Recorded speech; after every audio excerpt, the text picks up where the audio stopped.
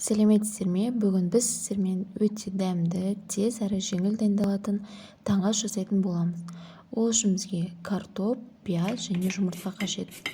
Ең алдымен картопымызды жуып тазалап алған соң, дәл осылай үккіштен жіңішке етіп өткізіп дайындап аламыз.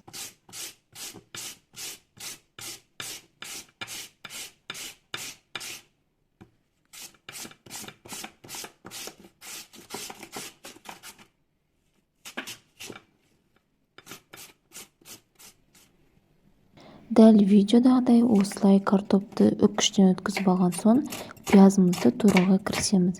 Пиязды жіңішке етіп, өте ұсақтап турауымыз қажет.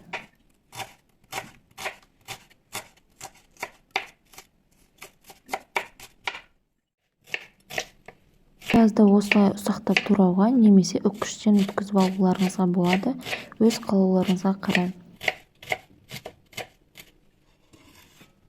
Картопымыздың үстіне тураған пиязымызды саламыз. Келесі кезекте жұмыртқамызды алып, бір-бірден картоп пен пиязымызға қосамыз.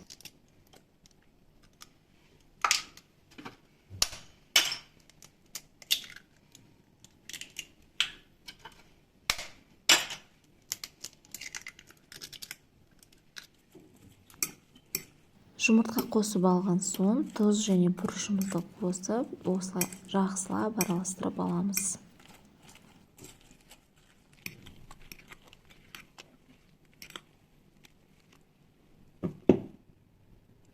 Табамызды жақсылап қыздырып, майымызды құйып аламыз.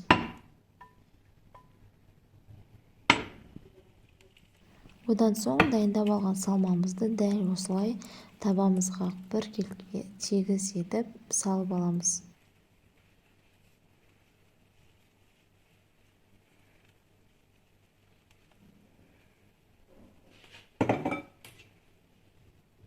Табамыздың бетін жауып, 7-8 минутқа қалдырамыз және де бірінші беті піскен соң, оны дәл видеодағыдай тарелкамен екінші бетіне аударып салып аламыз.